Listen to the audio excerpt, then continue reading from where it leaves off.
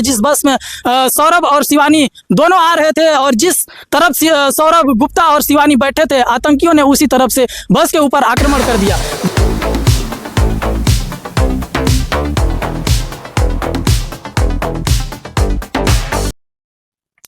नमस्कार साथियों, जम्मू में जो मां वैष्णो देवी के भक्तों के ऊपर आतंकवादी हमला हुआ, उस हमले में दिल्ली का एक परिवार भी शामिल था। जिस तरह से देश के कोने कोने से लोग अपनी अपनी मनोकामनाओं को लेकर, अपनी अपनी मन्नत को लेकर, अपने अपने घर की समस्याओं को लेकर मां वैष्णो देवी के मंदिर में जाते हैं, मां वैष्णो देवी के दरबार में जाते हैं, उसी तरह से अपनी मन्नत को लेकर, अपने मनोकामनाओं की पूर्ति के लिए का एक परिवार भी मां वैष्णो देवी के दरबार में गया हुआ था। लेकिन इस बार मां वैष्णो देवी के भक्तों की सारी मनोकामनाओं को आतंकवादियों ने मटिया-मेट कर दिया, मिट्टी में मिला दिया। उनके सारे सपने अधूरे रह गए। जिस परिवार की बात कर रहे हैं, एक कहानी है सौरभ गुप्ता और शिवानी गुप्ता की। सौरभ गुप्ता और शिवानी गुप्ता 2 वर्ष पहले दोनों लोग शादी किए थे। सौरभ गुप्ता दिल्ली के मंडौली के मिलन गार्डन के निवासी थे, जिन्होंने 2 वर्ष पहले मंडौली के निवासी शिवानी गुप्ता से उन्होंने शादी किया था। घर में खुशी थी, घर में कोई दिक्कत नहीं थी, पूरा खुशी से माहौल था, लोग आपस में अच्छे से जी रहे थे, घर परिवार अच्छे से चल रहा था। लेकिन एक ही चीज की कमी थी कि उनके घर में कोई संतान नहीं था। उनकी कोई संतान नहीं थी, उनका कोई चिराग नहीं था, घर में किलकारी मारने वाला कोई नहीं था। लेकिन इसके मन्नत के लिए उन्होंने मां वैष्णो देवी के दरबार में जाकर के मन्नत लगाने के लिए सोचा कि मां वैष्णो देवी के दरबार में जाएंगे और पुत्र प्राप्ति की हमारी जो मनोकामना है वो इच्छा पूरी होगी। और उन्होंने ऐसा ही किया। इस बार जम्मू कश्मीर में उन्होंने जम्मू में मां वैष्णो देवी के दर्शन के लिए जाते हैं और वहां पे मां वैष्णो देवी के दर्शन भी हो जाते हैं। और दर्शन करने के बाद शिव खोड़ी में जाते हैं, जहां महादेव भगवान भोलेनाथ की पूजा होती है, भगवान भोलेनाथ की प्रतिमा है, वहां पे जाते हैं, भगवान भोलेनाथ के दर्शन करते हैं।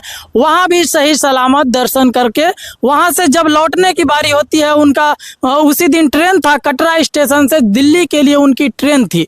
लेकिन किस्मत को तो कुछ और मंजूर था, किस्मत को कुछ और ही करना था। जो लोग सोचे वो पूरा नहीं हो पाया। लेकर के गए थे मनोकामनाएं पूरी होंगी, लेकिन दुख का पहाड़ लेकर वापस आना पड़ा। जैसे ही वो लोग शिवखोड़ी से कटरा के लिए आते हैं, रास्ते में आतंकियों ने घात लगा करके बैठे थे। आतंकियों ने जिस बस में सौरभ और शिवानी दोनों आ रहे थे और जिस तरफ सौरभ गुप्ता और शिवानी बैठे थे, आतंकियों ने उसी तरफ से बस के ऊपर आक्रमण कर दिया। बस पर आक्रमण सबसे पहले उन्होंने बस के ड्राइवर के ऊपर आक्रमण किया, ताकि जो बस का ड्राइवर है उसको रोक दिया जाए। बस को रोकने के बाद जितने भी उसमें श्रद्धालु बैठे हैं, मां वैष्णो देवी के भक्त बैठे हैं, उनको सारे भक्तों को मौत के घाट उतार दिया जाए। लेकिन ड्राइवर के ऊपर जिम्मेदारी थी, ड्राइवर अपनी जिम्मेदारी को पूरी तरफ से निभाने के लिए बस को बढ़ाता गया, बस को आगे लेकर के गया ताकि श्रद्धालुओं को सुरक्षित बचा सके। लेकिन जैसे ही वो आगे बढ़ाता है, एक गोली उसके सर में लगती है और बस अनियंत्रित हो जाती है। अनियंत्रित होने का मतलब जो आगे बढ़ करके खाई में चली जाती है।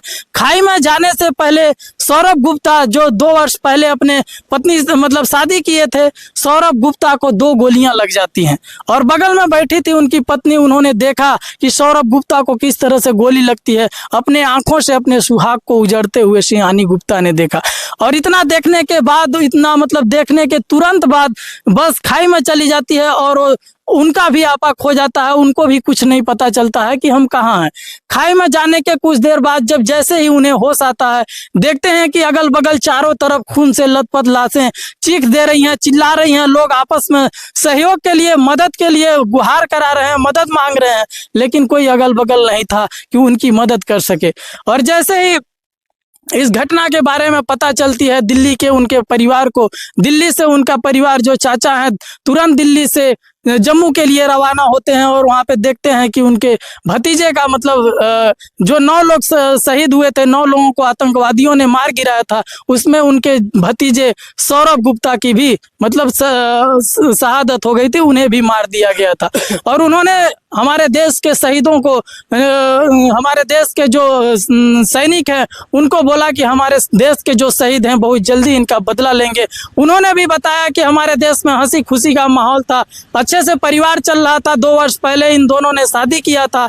एक ही कमी थी कि पुत्र प्राप्ति के लिए इन्होंने माँ वैष्णो देवी के मंदिर में आए थे। माँ वैष्णो देवी इनकी इच्छाओं को पूरा करेंगी और पुत्र प्राप्ति को लेकर के ये लोग जम्मू गए थे, लेकिन दुर्भाग्य है कि इनकी मनोकामनाएं अधूरी रह गई। शिवानी गुप्ता तो अभी घायल की अवस्था में है, हो सकता है भगवान करे उनकी सलामत सही हो जाए, सही हो जाए, सुरक्षित घर लौटें। लेकिन जो सौरभ गुप्ता हैं वो शहादत दे चुके हैं, उनकी मौत हो चुकी है। उन्होंने, उनके चाचा जो हैं वो भी बताया कि 2 वर्ष पहले शादी करने के बाद किस तरह से वो मनोकामनाओं को लेकर के गए थे, अपने पुत्र प्राप्ति को लेकर के गए थे। लेकिन क्या हुआ कि उनकी पत्नी की जो मनोकामना थी अधूरी रह गई, पुत्र प्राप्ति की मनोकामना जो थी अधूरी रह गई। तो एक दिल्ली का परिवार था जो आत्मघाती है, जो आतंकवादी हमला हुआ, उस हमले में शहीद हो गया। उनकी इच्छाएं और इनकी मनोकामनाएं अधूरी रह गई।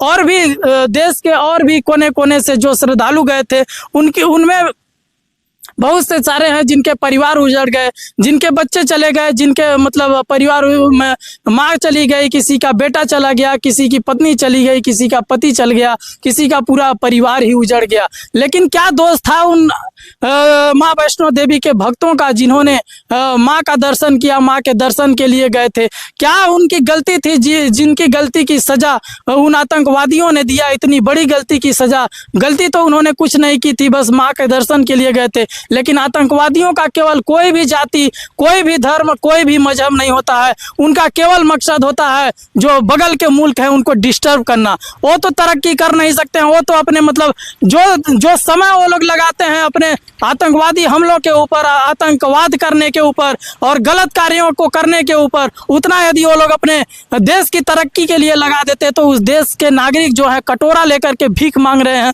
भूखे नंगे भिखमंगे देश के जो नागरिक हैं, जो कटोरे लेकर के चलने की स्थिति में, वो कटोरा लेकर के नहीं चलते। अभी वो चांद पे होते, मतलब यदि तरक्की, अपने देश की तरक्की के ऊपर इतना समय लगाते तो अभी वो यहाँ नहीं बल्कि चांद के ऊपर होते। लेकिन यही कमी है कि वो बगल के लोगों को न कुछ करना चाहते हैं न कुछ करने देते हैं। यही रीजन है कि वो आज भी पीछे हैं, आज भी गरीब है, आपस में लड़ रहे हैं, आपस में मर रहे हैं। बस वहाँ की जो खुफिया एजेंसी हैं बगल के मुल्कों को डिस्टर्ब करने में लगी हुई है।